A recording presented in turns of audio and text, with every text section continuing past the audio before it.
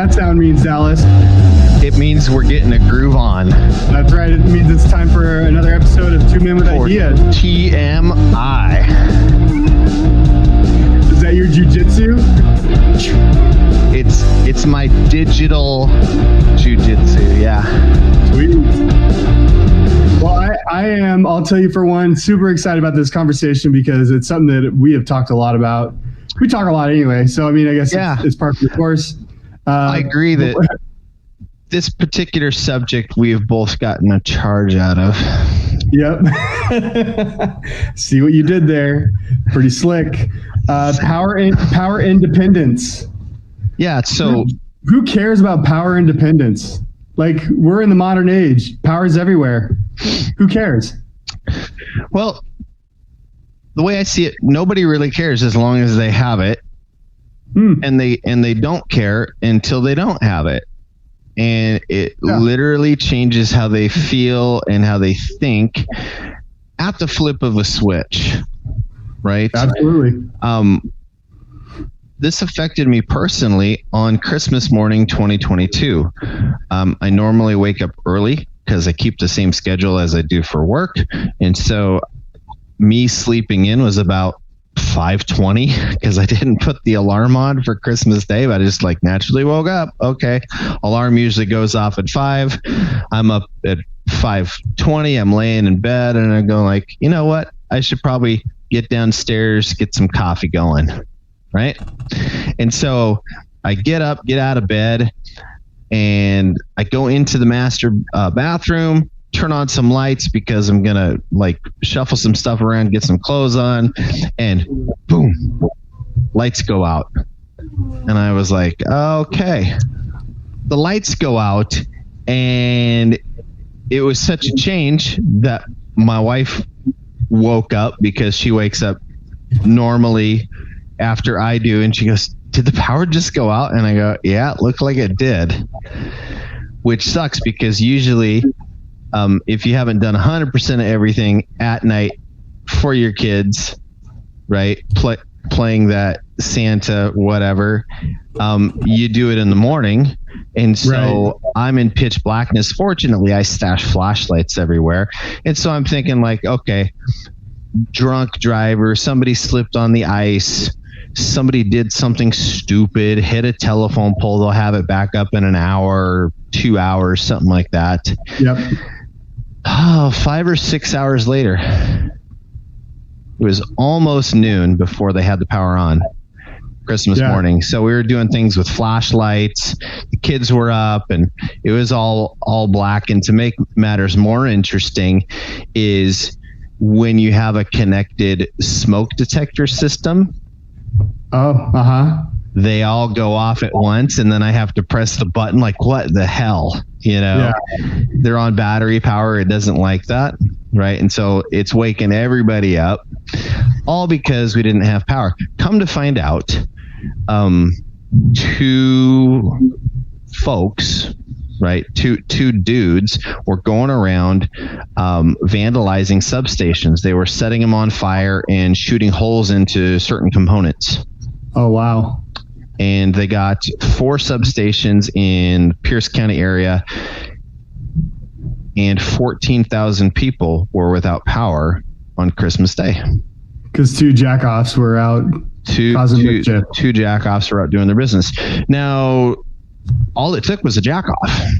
Yeah. Right. It wasn't anything sophisticated. It wasn't a Russian conspiracy. It wasn't a Chinese balloon or anything like that. It was 2 Dinkelhoffers who were just mad at life or whatever. Had nothing better to do except for ruin people's holiday. Right.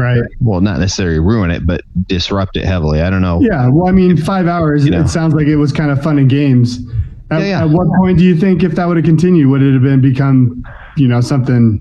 It would not have been good because it was really cold out. It wasn't like a typical Western Washington winter where it's only 40 degrees. It was freezing. Yeah.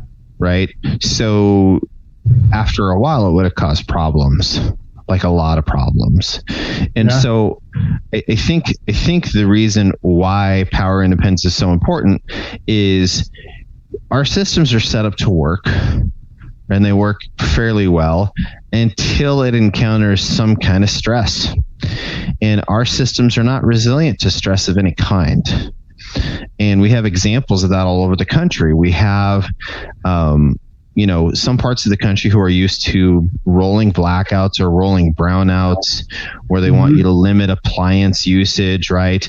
And then they go and tell everybody, hey, get a battery powered car, get an EV. Yeah. And once everybody goes and gets them, they're like, oh my God, don't charge them between these hours. Or this zip code can charge them in these hours, and this zip code can charge them in these hours. And the whole reason anyone has a car is for convenience and to be told when they can or cannot do anything. Because if we wanted to be told what we can or couldn't do, we'd all take public transportation, right? The whole idea, whether you're electric or non-electric, is to have your own vehicle in your driveway, in your garage, on your property, is so that you can use it whenever the flippin' diddly you want to. And now we're in situations where we've reached a state of unsustainability in our power infrastructure, and we're not in control of it. So anyone at any time can decide, you know what, I'm going to turn power off over here, turn it on over here, because these evil people aren't using enough fluorescent light bulbs in their home. It's a scary position to be in, right? Where you're dependent on other people, or other people's financial decisions dictate whether or not they provide, a core utility to your household, or other people's bad decisions, right? These people are not smart. The people that develop the technology are smart. The people making the decisions about when and how and who to distribute to are not smart. Yeah. I think history has shown that and demonstrated that. And when it comes to power, it's just like with anything, right? You have the rule of threes. Most people can live without air for about 3 minutes, right? They can live without water for 3 days, right? They can live without food for 3 weeks, right? But the three that people tend to miss is 3 hours of exposure, and you're dead. You lose body heat, or you're too hot, you don't have a way to cool down in the desert, you're dead. 3 hours of exposure to the elements is the limit of what your body can take. Oh man, and I experienced that today. We've had this really big cold snap, and it's been like -5 degrees, -25 in the wind. I can imagine 3 hours out in that. I mean, even all up, it's just like, that's harsh. The environments can be harsh. You have to find a way to make shelter, and also to do things, right. We're not in a society or of an infrastructure where we can just go down by the river to do laundry. Right. We need to pipe that water. We need water to drink. We need water to cook with. We need water to clean with. And that's the thing that is unique about modern culture, is we're always washing, always cleaning, because we understand the impacts of germs. We do so many different things which are dependent upon us having power to do them, that we don't have any contingency for not being able to do those things.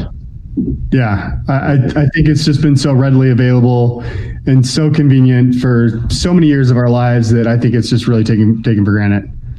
So we got to O.A.R.S this out, right? Yeah, we absolutely do, right? People need to realize where they're at and where their vulnerability is. Yeah. So how do we map that out, Martanda? Well, I think you've got to understand what requires power.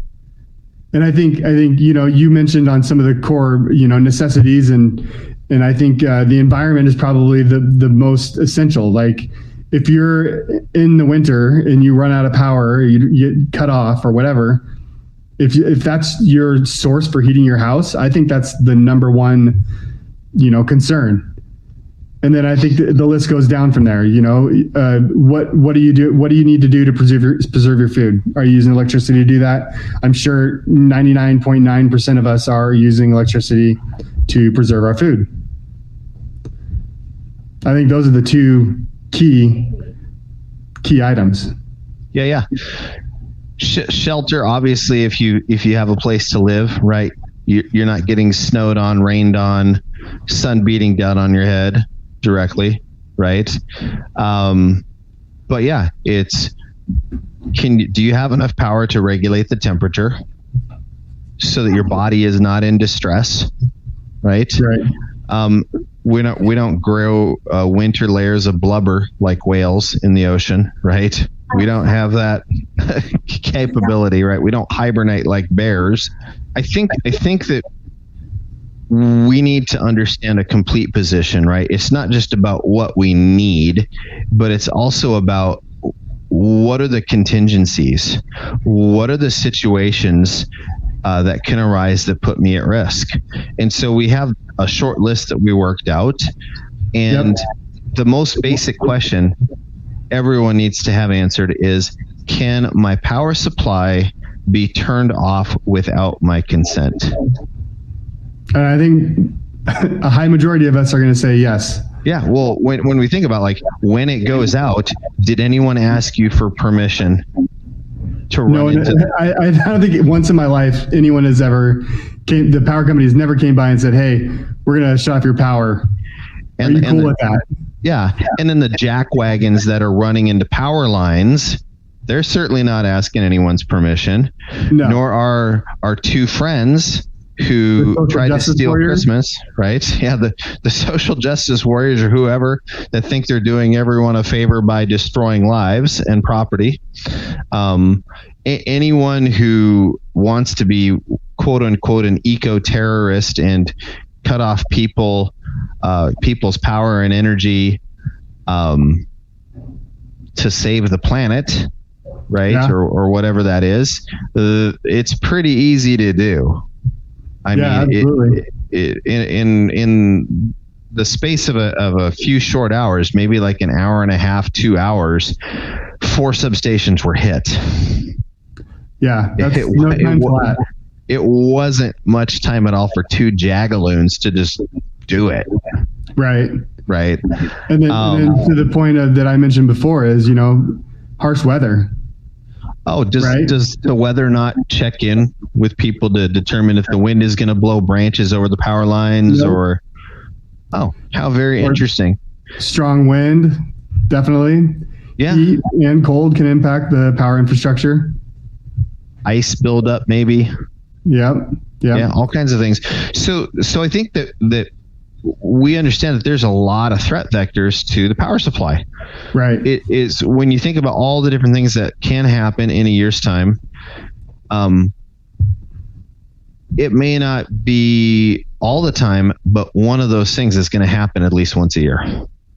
I would bet on it. One last noteworthy item that could be impacted by the power supply is our water supplies. If you're on any kind of city water, or maybe not city water, that might be powered outside of your grid. But I know in my house, I have a water pump, and if my power was shut off, that would kill my pump. So you wouldn't have a way to get water from your water system. Correct. Yep. That's an added bonus for you to worry about. So what can most people do? I mean, what are the actions? If I think about people in a home, they may have more options than somebody living in an apartment. And if you are in an apartment or a condo, your options might be severely limited. Mm-hmm. Right. And you might have to be creative on what you can actually do to mitigate that, because you have no way to control what's going on. Right. So at the most basic level, I think we came up with some pretty good ideas right? Being that this is where it gets interesting, right? What can you do? What can you do to prevent or buffer yourself or insulate yourself? Haha. Yeah. So I think when we looked at this list, we were thinking about things that were within most people's means. Yeah. Right. Not going like, oh, I'm going to go out and get a bunch of solar panels. No. Maybe that's an option for some people, but for most people, it isn't really an immediate option that can necessarily provide practical assurance for most people. To that point, I would argue that solar panels can be more affordable, like just to get the solar panels. Like if you're looking to get like, these solar powered battery backup kits, they're like $4,000 or more or somewhere in that area. They can be very pricey, but a solar panel on its own, you can buy solar panels used, new, $200. But do you have the know-how and ingenuity to utilize that solar panel to store power? Right. That's really the question. But so I wouldn't say it's outside of the realm of most people's capabilities. But I would say that if you're looking for the easy button, those are, I think, it's a higher budget item, ticket item. To your point, I know a lot of people that have, during times when they didn't have to worry about it, made investments on their homes to be fitted with, anywhere from 10 to 15 kilowatts of solar panels, right? Yeah. In most instances, they're not connected to the battery. They're just supplementing their power costs and feeding it back into the grid to lower their power bill.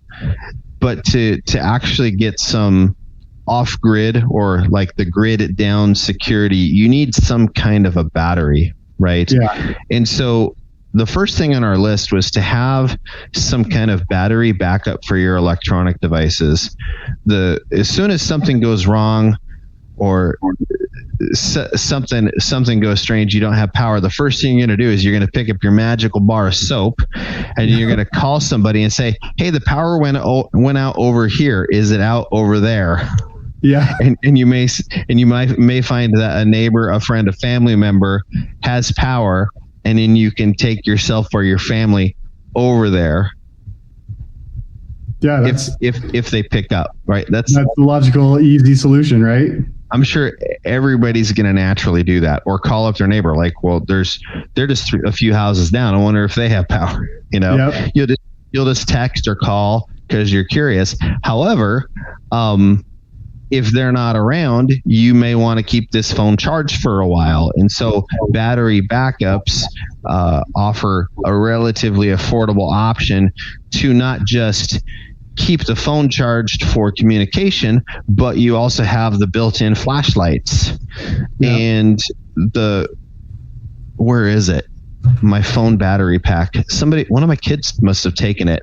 Anyway, I have this string of LED lights that will literally plug into a USB port on my battery charger, and I can have light for 12 hours. That's pretty rad. For just a waterproof string of LEDs that can change color. So there's some really affordable options to have light to be able to see or to be able to communicate. But a step up from that, and most people don't even realize that they're sitting on their own gas generator with a battery. Yeah. What do you think that resource is? Well, I think that's probably the most overlooked and valuable asset that we have, and that's our cars. Yeah.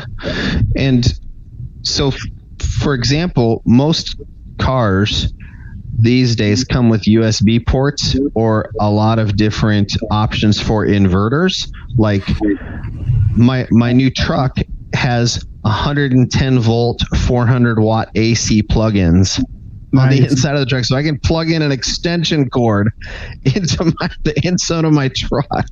Yeah, granted it's a big old diesel, but I've got USB ports, I've got 12 volt charger, the cigarette lighter plugins, and I've got AC plugs. I've got power everywhere, and I've got I two wouldn't batteries. say that you have to have, a top of the line truck like Dallas here. So what I would say though is that, and I would put this pretty high on my list of like items if I needed to budget or save or invest in or just get, and that's an inverter. And they can be pretty reasonable. I mean, anywhere from 100, 150, 200, depending on the wattage that you want.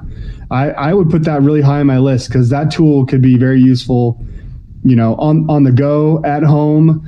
It's very versatile, and you can turn a lot of materials into power with that device. So that would be compatible with any car, right? From any year. You just hook it up to the battery, or get a cigarette lighter adapter for most, and some of these things come with the adapter or the battery clips, and you can just have your car idle to keep the battery charged, and you can make sure that you get an inverter that has wattage that's appropriate for the appliances that you want to plug in. You want to make sure you understand if you want to hook up your refrigerator to one of these things, that you have the wattage on your inverter that will sustain the wattage of your refrigerator. Also, if you're doing anything like a microwave, a Keurig, a Mr. Coffee, any kind of coffee pot or a toaster, those things are typically around 1,000 watts, if not more.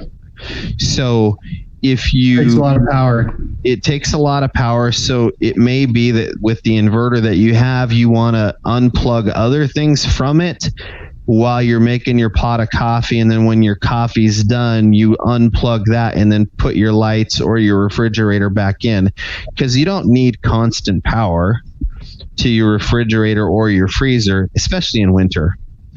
Yeah. Right. What you do need is enough to keep it cold. Right. And if you have a freezer to keep it frozen, it's more of an issue in hot climates or warm climates, right? To keep the temperature regulated so your food doesn't spoil. But an inverter certainly is like universally, like people are like, I talk to people like, man, I wish I had an emergency generator. I just can't afford one. Well, they've got 2 or 3 in their driveway. Yeah. You know what I mean? Yep. They're just sitting on it. They just need to get this $100 to $150 little unit, and they're up and running. So that's key. I also have something a little bit more esoteric for more extreme situations, and that's a solar thermal heat exchanger. You ever heard of that? No, tell me about that. Heard of that? So what you do is you get a vent, metal house vent, hopefully as big as you can get it, and you stick it in a window that faces the sun. And we all know that dark colored things absorb heat, light colored things reflect heat. And it's proven, right? Yep. You walk on the hot asphalt, burns paws, burns feet. It's very dangerous for bare skin. But if you do the same thing on a concrete sidewalk right next to it, it's not nearly as hot because it's not absorbing the heat, and it's a function of its color. Right. Some of it has to do with the composition, but most of it has to do with its color. Right. And so what you do is you put this house vent, and there's free plans all over the internet of how people have done this. You spray paint one side black and you spray paint one side white. And so the black side is going to face the sun, sticking it in your window, and then you fill the gap with a board like plywood. Right. Okay. And then the white side faces the inside of your home. So on a cold, clear day, granted, you have to have sunlight in order for this to work, you can raise the temperature of a room that you're in. It's not going to heat your whole home. It's going to have more of an effect of a space heater. Okay. to raise the temperature from freezing. Metal stovepipe painted black. There are all kinds of designs where people use metal stovepipe. Some people even do hollowed out pop cans or soup cans and put them together and come up with similar solar heaters, right? The idea of the solar heater has been around forever, and there's so many different designs, but the basic exchange is literally just one piece, right? You have a steel vent. You paint one side black, one side white. You just stick it in your window. You can Google for the designs, but the more elaborate ones are like the solar heaters, right? That heat air through channels of pipe, and that can be plastic pipe, spray painted black, metal, right. soup cans opened on both ends, duct taped together, spray painted black, all different kinds of ways to collect heat from the sun, with things that are spray painted black and either using convections or solar powered fans to blow it in through a window from the outside. So that's a pretty good option for heating. Yeah. For cooling, and even though it sounds kind of dumb, basic shade. Throw up a tarp, stay inside, keep the air circulating. But if you don't have that option, or if you're the only place where you can get air to circulate is outside, you can set up a tarp for a shade. Yeah, I think it's those logical ideas that are necessary to call out. But then one additional factor that works in hot weather is the act of evaporation, right? So it gets hot. Like, I was poor growing up. We didn't have swimming pools or anything, but if we wanted to cool off on a hot summer day, my parents would say, hey, run through the sprinkler, right? You run through that cold water, and then the sun dries you off. It cools you off, right? Is they have misters, right? So you're barely using any water at all, right? And it doesn't have to be an elaborate setup. It could just be, just a spray bottle. Simple stuff. You can get spray bottles for $5 at Walmart. Sometimes you can get a mister array for $15 on Amazon. They're super cheap. Just options that are out there. Put them away, remember where they are, and then they're handy when you need them. Yeah. But we also have some other interesting options for like insulation. Yeah, I think the important thing to think about here is if you have heat or if you have things that are cold, how do you keep them that way, right? And I think just the obvious cheap moving blankets is a great example of a way to insulate a freezer or a fridge that you might have, and give it an extra couple hours or just longer to stay cold or make it harder for the heat to get in there.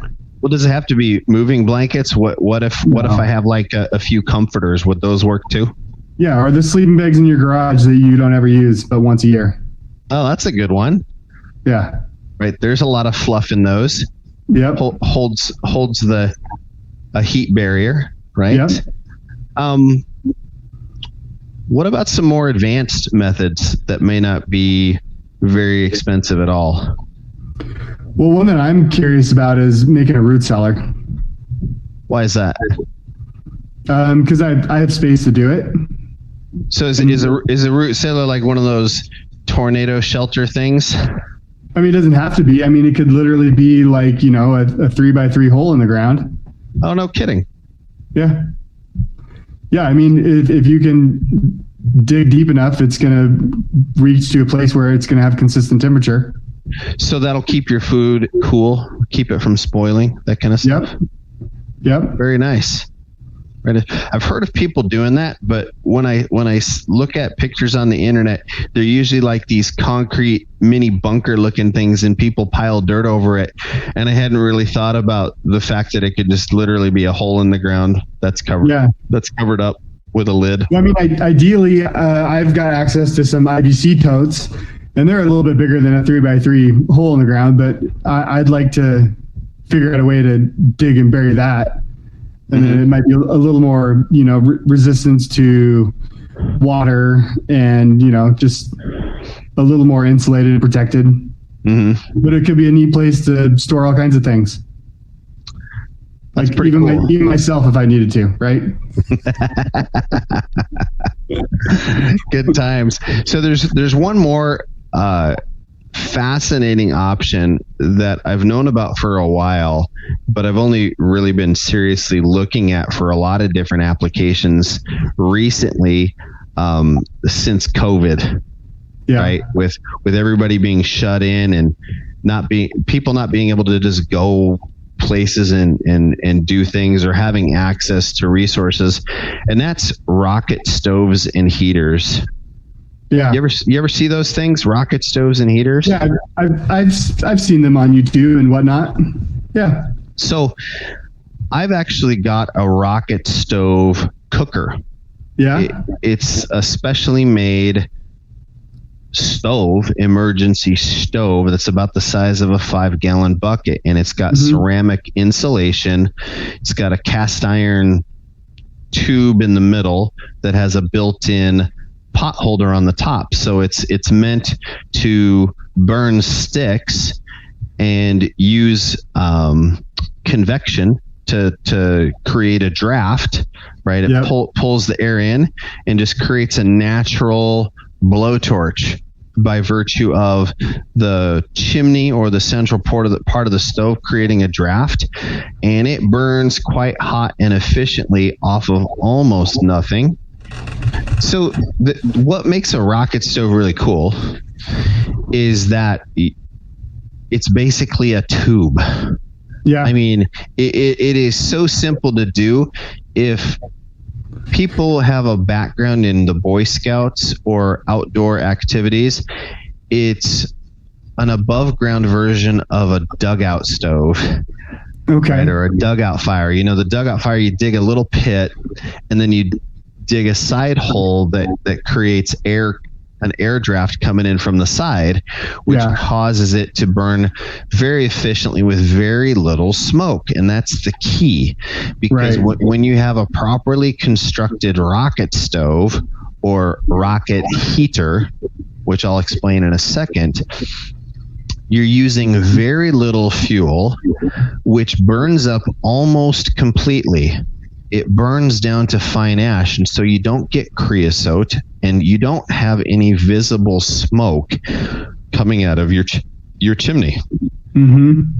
So yeah, I think it's funny that you mentioned a 5-gallon bucket of the one that you have, because I think the only time I've seen a rocket stove online was that a guy made one out of a 5-gallon bucket with concrete and like some he used like some PVC tubes as a mold to make the pipes, and 100% concrete for the rest, and that was it. Now you can Google for these things, and there's many people who have set up small businesses welding ones out of steel pipe that are really nice that you can take into the outdoors with you for a camp stove.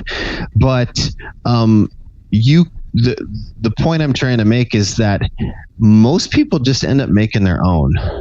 Yeah. There's a lot of really cool things for sale. They're relatively affordable up to being really expensive, but you look on the internet, you look on YouTube, and these things are so simple to make. There's so many different ways to do it. And where it gets really interesting is the mass heater version, right? Yeah. So it operates off of creating a very long chimney.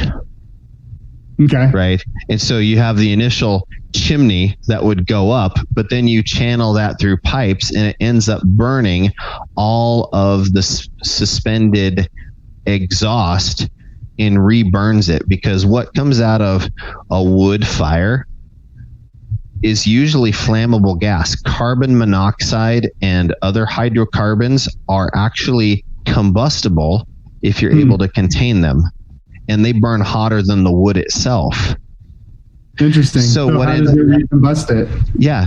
So it recombusts it by collecting it into the chamber, right, of the rocket stove, and how it channels through a long set of pipes so that the burning and the heat is retained in the pipes instead of going up into the atmosphere, not being burnt completely, right?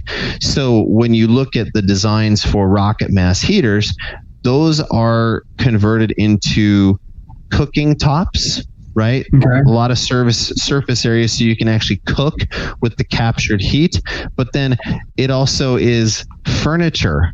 These things are made into benches or nooks that people can sit on and lounge on all day, and then they retain the heat throughout the day and give it off during the night. And so they have a slow release of the heat because basically what is surrounding these pipes is rock. You bring in gravel or crushed rock or some kind of mass, some kind of earth mass, and that's what gets heated up on very little fuel. And it's pretty amazing how it works because the basic calculation that you can find on the internet is it uses 1/10 the wood of a wood stove, right? Much longer heat retention and output, and then most importantly, like a fraction of the pollution from the smoke because it burns up so completely. It is estimated that a properly made rocket stove or heater for a home creates less carbon footprint than the most efficient gas stove or electric heat that one might be able to obtain from the power company. So you think of the greenest option that you can imagine with a manufactured home nowadays and what kind of heating source that would have in it.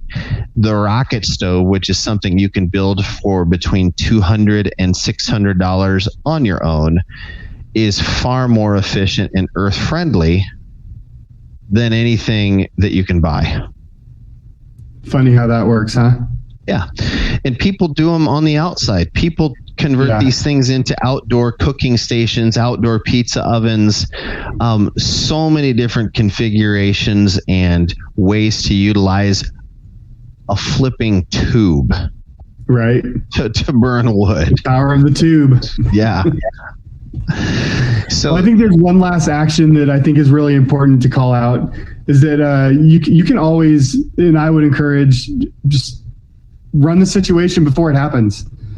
Let your family know, hey, next Sunday we're going to shut the power off and we're going to see what kind of holes we have in our home, what things we're going to need, what things we didn't consider. And I think that's a great way to find out if you're prepared for a situation like this. Sounds like something you could almost make into a game with your kids. I always encourage to play games. So what does a test run look like, Martanda? So for my family, when we did this, it was literally just what's going on with the fridge? How are we getting water? Like how long can we keep our frozen goods frozen? What are we going to do to cook and eat? And then, when it's light, we went to bed early. And when it's dark out, we went to bed early instead of staying up. I mean, there was some, interest in light, like we had flashlights and some lanterns and stuff.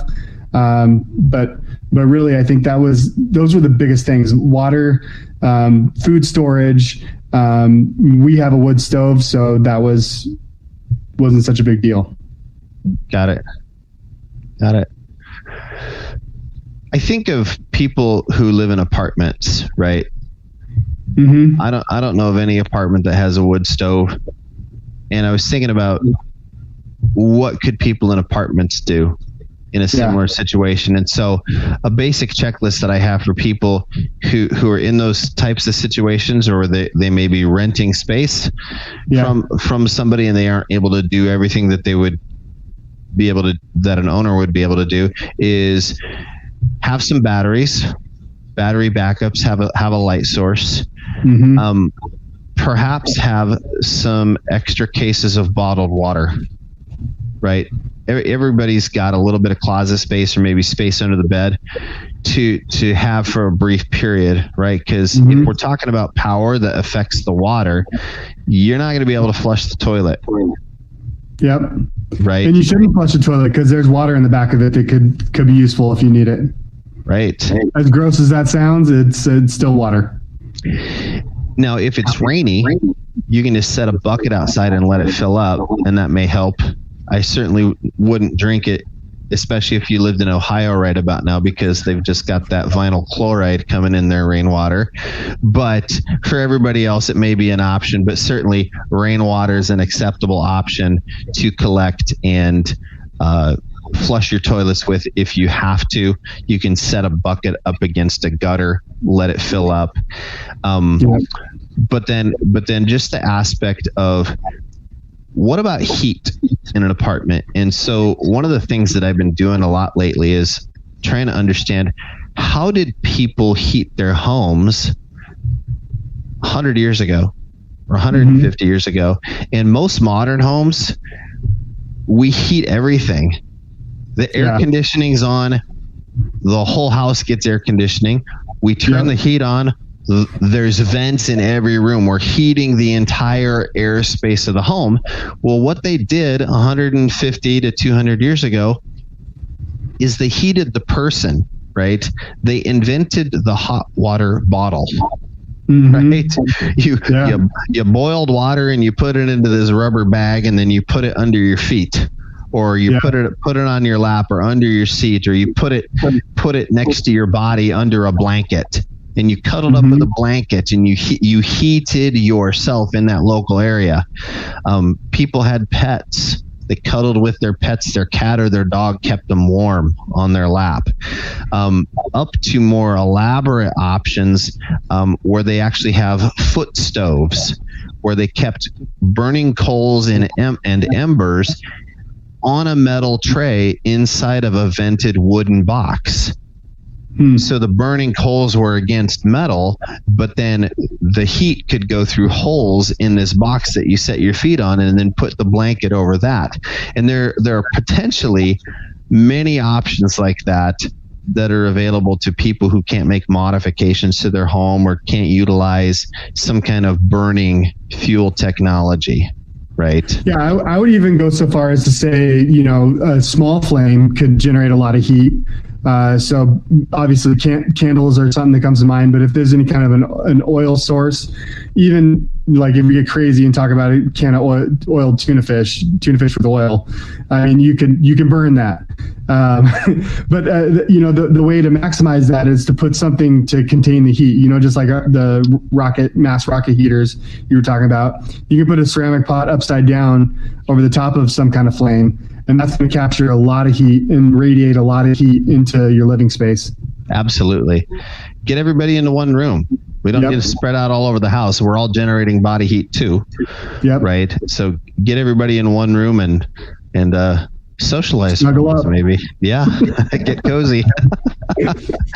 So when we talk about these different strategies, and people can search for the internet, the stuff we listed here certainly isn't the only thing that you can do, but it's a starting point for some people, right? Maybe people haven't thought of the ideas that we've come up with, or maybe there's other ideas that people have, but you've got to start somewhere, right?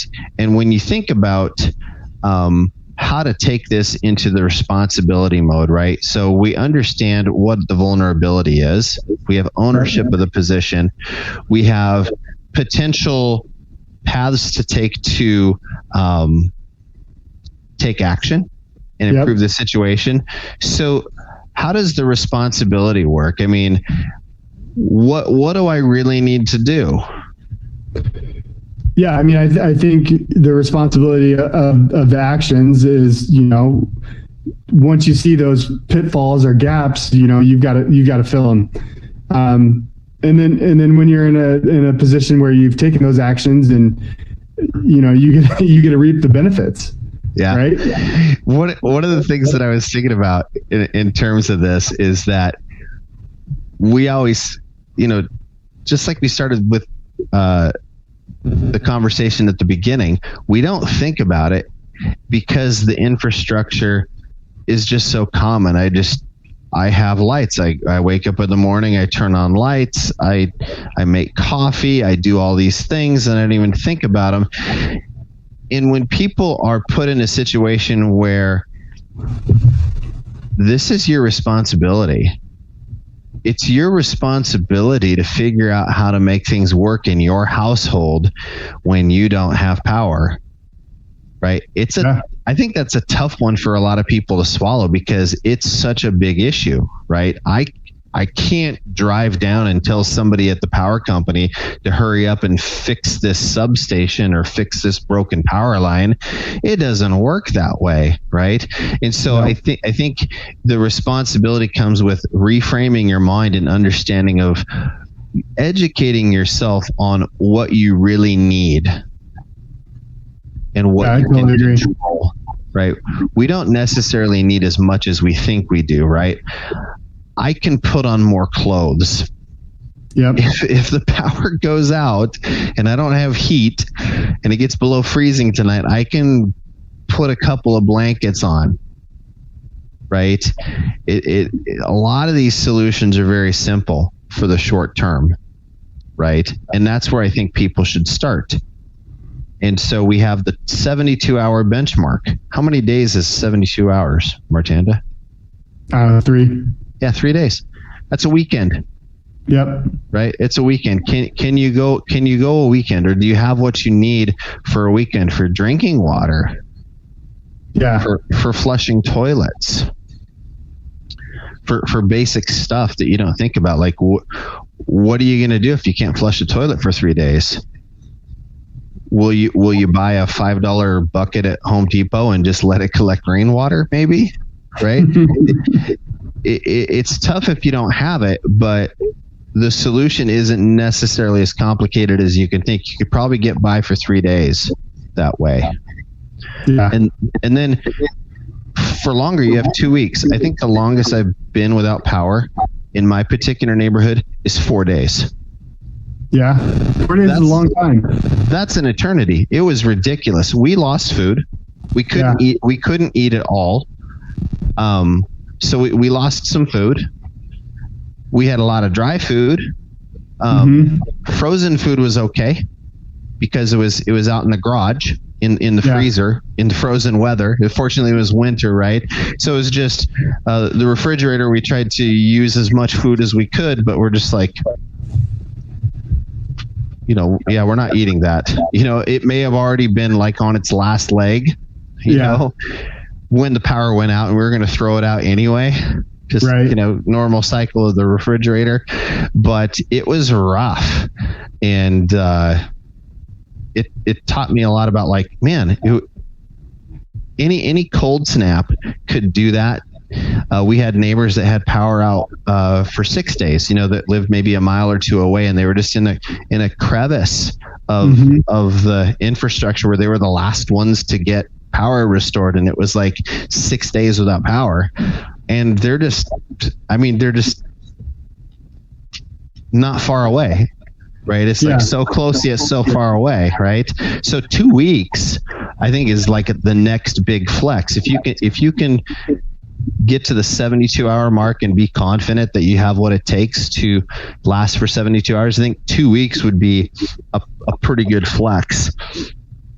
And then also consider the skills that you don't have, right? There's stuff that you can get. There's stuff that you can have that's pretty easy. But I think there's a lot of know-how that comes with certain things. Do you have any thoughts about that? So I mean, this idea here could be an episode all on its own, but I mean, I would be keen, and this is like a worst case scenario, but I would be keen to have at least access to some kind of copper and magnets, because on the core of things, that is how power is generated. That's how electricity is made, spinning magnets and copper. So if you don't have like some kind of, turbine or windmill or those concepts are skills, and not everyone has them. And if you had them, you would become a very popular person in a situation like that. You mean like knowing what to do with old car alternators or fan motors and things of that nature? Yep. I hear you. That's a pretty good option. If you have stuff laying around that you can possibly convert, it doesn't take a whole lot to convert those things into usable power if you have that know-how. The factor that I think I always go to things that are hardcore. Yeah, personally, that require a physical or mental stretch, but that's what our ancestors did, right? And so I have a 4-prong approach to bodily resistance or resilience to extreme weather conditions, right? What are the things the human body needs to be able to handle extreme temperatures?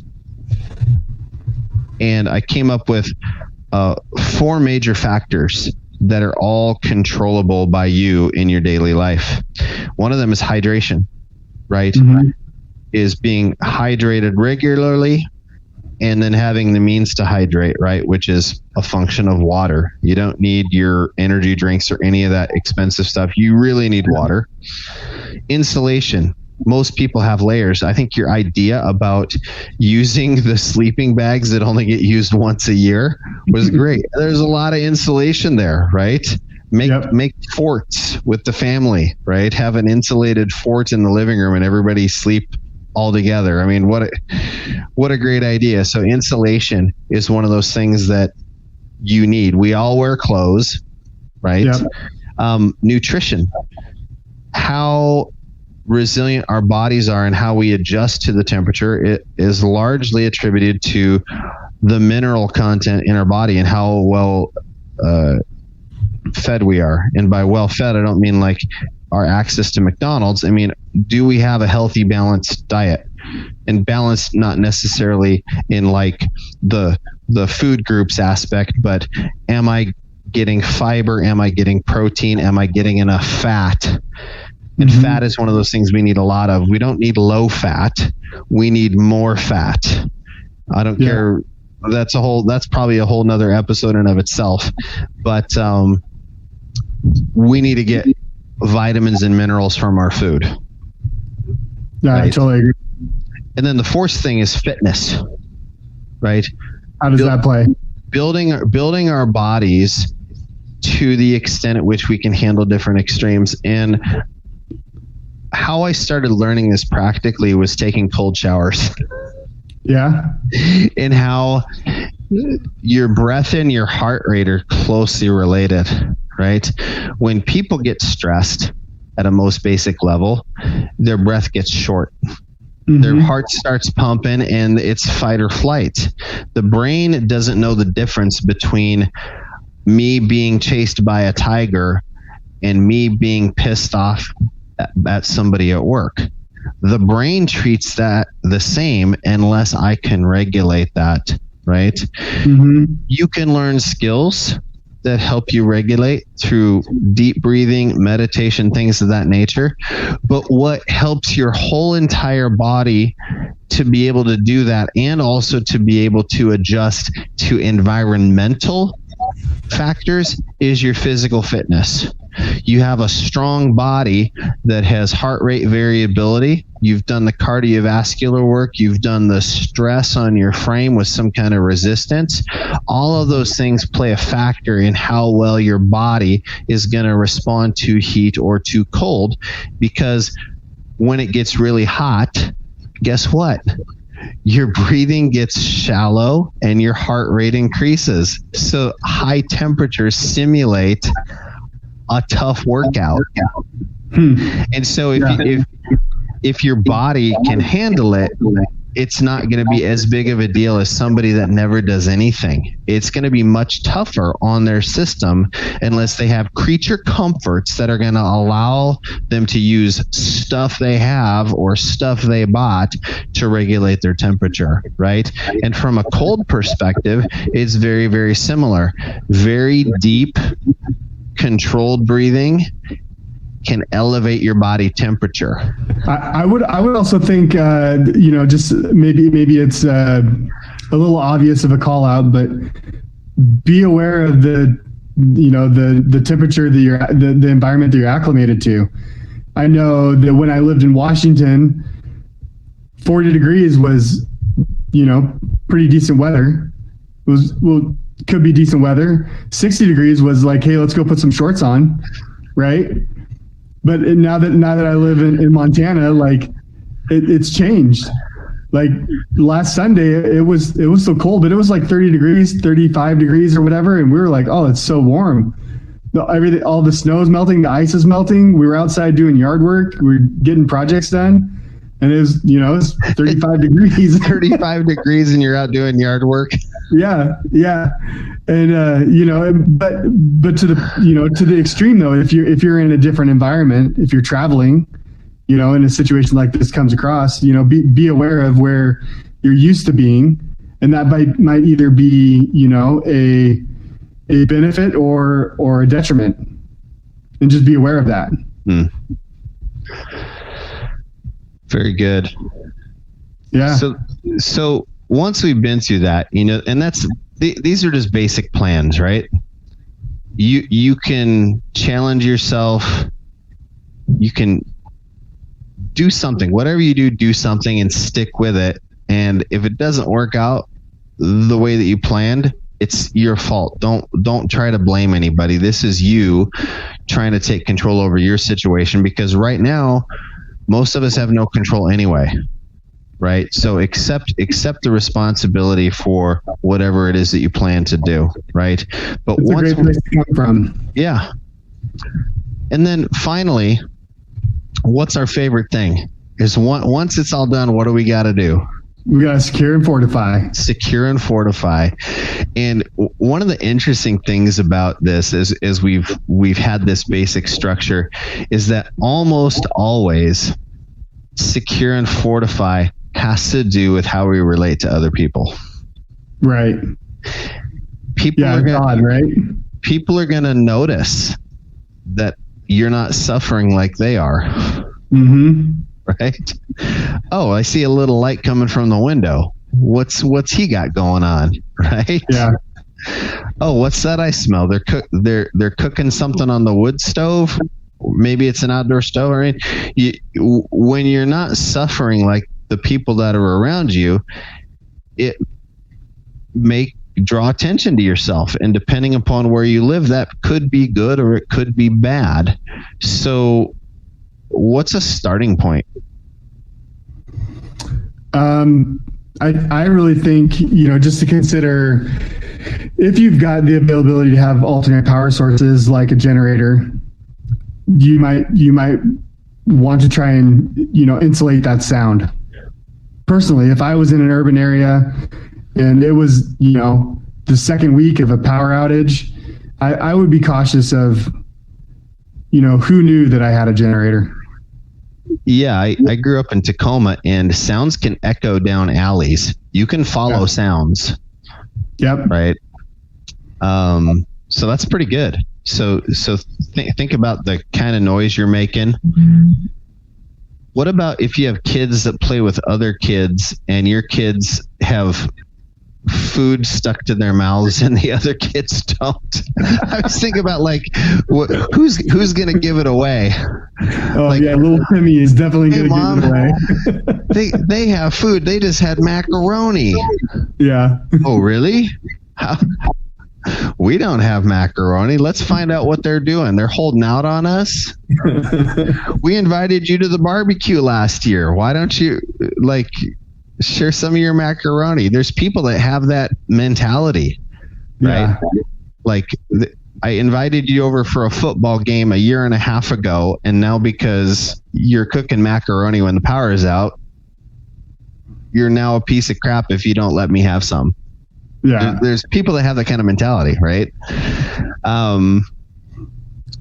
I think more along the line, if I could speak, I think more along the lines of, once you've taken all these actions and you've done all these things to, consider this situation, I think really is, what kind of a process do you want to come up with to maintain all the efforts that you've put into place, right? Mm-hmm. I think that's kind of what we're talking about. But how do you further insulate, the position that you're in?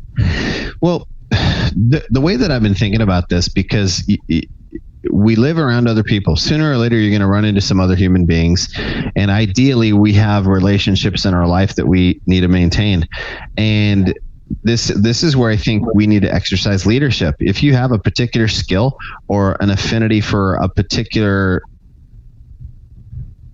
type of preparedness, mm-hmm. so to speak, like, hey, here's something I was able to do. Share that knowledge with other people. Yeah. Show them how easy it is, and perhaps find a way to involve them to an extent so they actually get some of the muscle memory in to some of the things that you're doing, right? Because the more people that know this stuff, the more people are going to be self-sufficient, and then they can help other people or take care of their families, right? You don't necessarily have to worry about people you care about and drive across town or go out of your way to help people, because you know that they have the basic skill set to be able to handle things until things come back online. But then more important than that, you got to think about people that you don't normally care about in everyday life. Right. And I don't necessarily like that. I'm not comfortable with that, because I live next door to all kinds of people that I just like say hi to when I'm taking out the garbage, or mm-hmm. we're washing cars in the driveway and like, oh yeah, hey, how's it going?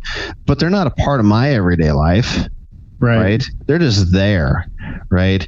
And so this may be an opportunity to go out of my comfort zone and to get to know them a little bit.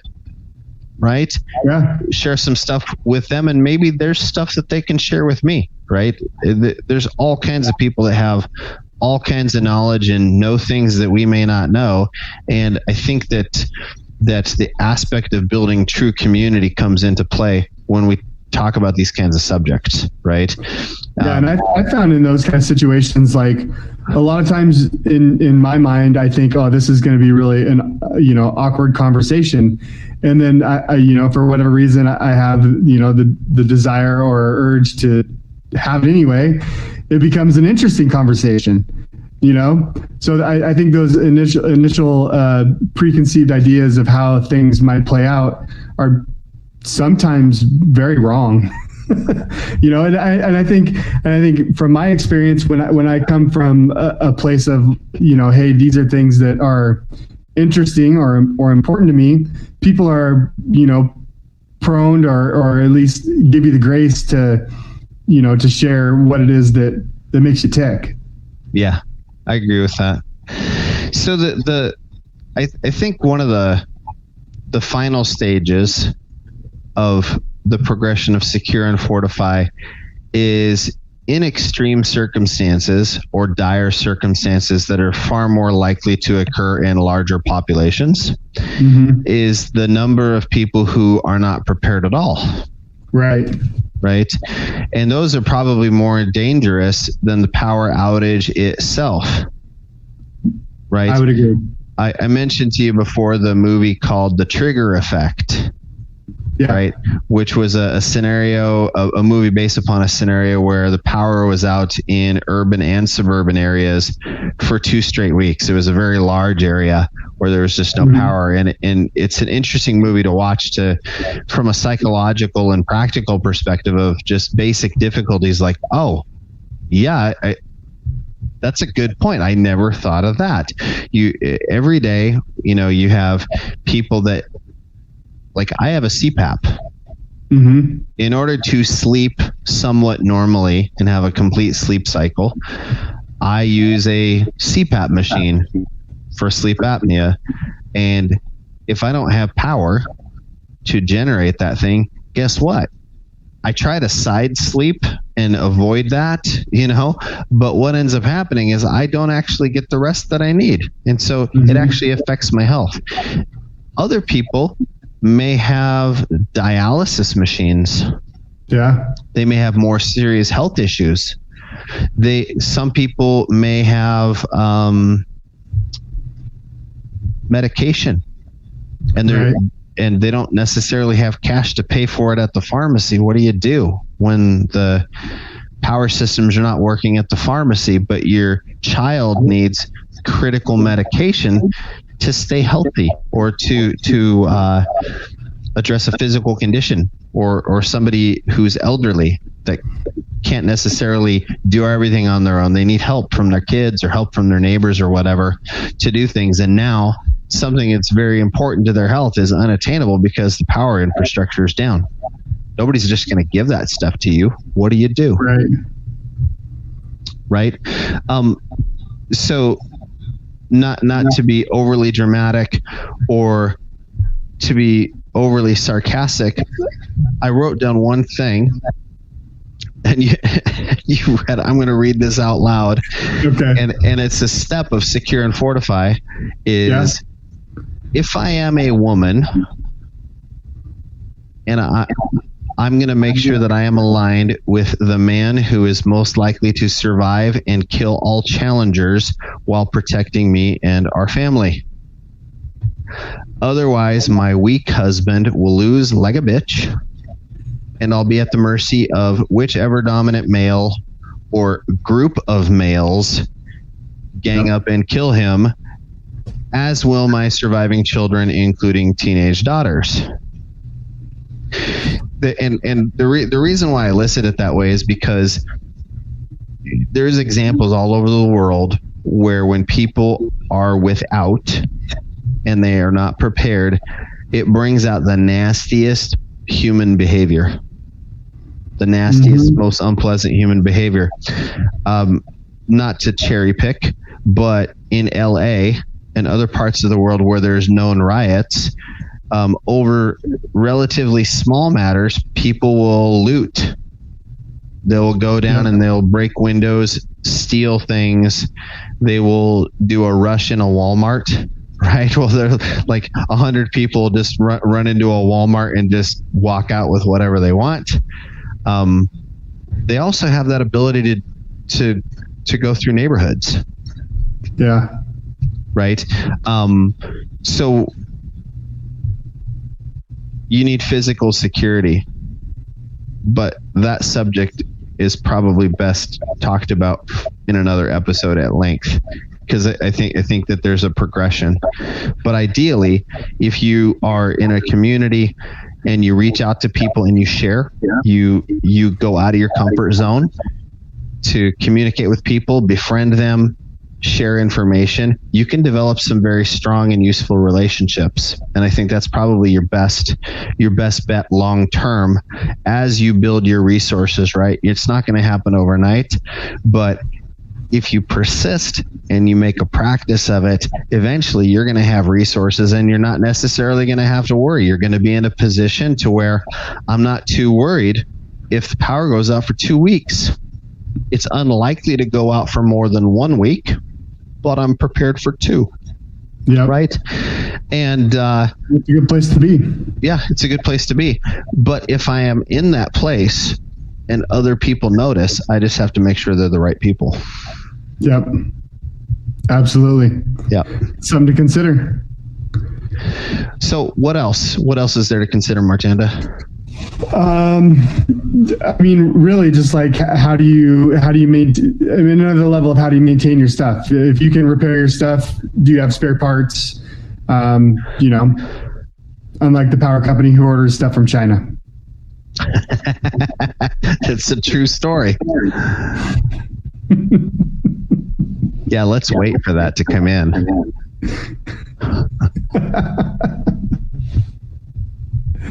Good times. So, do we want to wrap it up? I think. Yeah, I think we're there. I think we delivered a good message. I think we covered, current, future, and yeah. And what I think what I think I'd be interested in is to see what kind of ideas that people listening to this episode might have and put in the comments, or to send messages about different ideas and strategies, because I think people could benefit. I think nobody has all the answers. And so the more people participate in the conversation, you're going to have a lot more ideas. Maybe there's something that's out of reach. Right. And then somebody comes up with the idea and goes, oh, here's what you do in that situation. And that knowledge can give somebody peace of mind. Yeah, absolutely. The more we can do to help build communities and share thought processes, I think the better off we'll all be. Yeah, buddy. Well, hopefully this has been TMI for you. That's right. We're two men with ideas. I'm Thanks Dallas. So much, everyone. And I'm Martanda. You guys have a good week.